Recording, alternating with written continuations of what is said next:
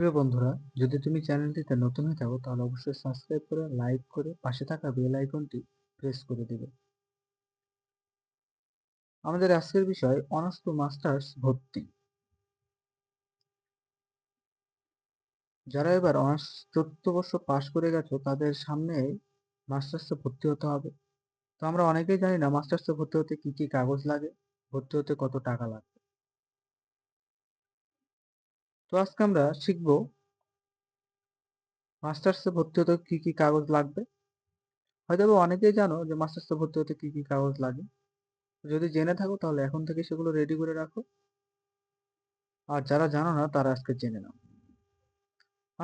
মাস্টার্সে ভর্তি হইতে যে যে কাগজপত্র লাগবে সেগুলো নিয়ে প্রথমে বিস্তারিত আলোচনা করি। প্রথমে লাগবে এসএসসি, এইচএসসি এবং অন্যান্য পাশের সার্টিফিকেট ও মার্কশিটের ফটোকপি। তো দেখা যায় অনেকে মার্কশিটে অনার্স পাশের সার্টিফিকেটে হারিয়ে ফেলে, মার্কশিট হারিয়ে ফেলে, এসএসসি সার্টিফিকেট মার্কশিট হারিয়ে ফেলে, এসএসসি মার্কশিট সার্টিফিকেট হারিয়ে ফেলে। তো যাদের হারিয়ে গেছে তোমরা এখন থেকেই সংগ্রহ করে রাখো, কারণ এগুলো ছাড়া তোমরা ভর্তি হতে পারবে না। তারপরে লাগবে অনার্সের রেজিস্ট্রেশন কার্ডের ফটোকপি। অনার্সে ভর্তি হওয়ার পরে আমাদের একটি রেজিস্ট্রেশন কার্ড দেওয়া হয়েছিল, যেটা আমাদের পরীক্ষার সময় 4 ইয়ারে লেগেছে।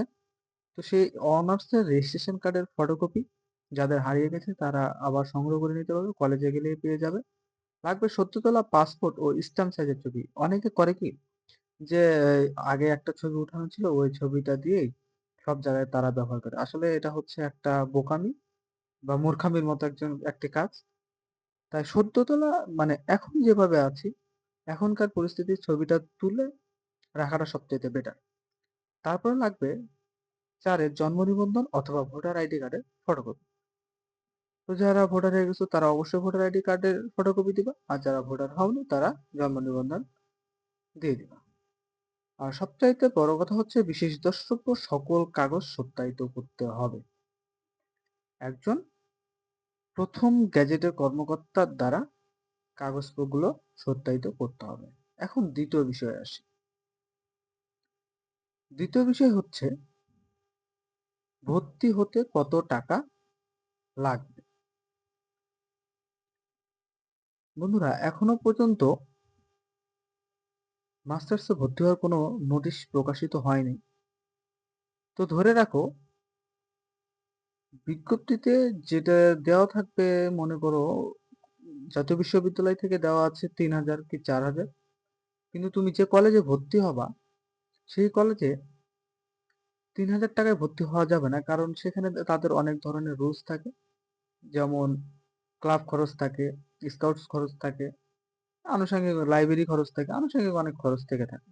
তো এইসব খরচগুলো সবগুলো এক জায়গায় করে দেখা যায় যে ডাবল পড়ে যায়।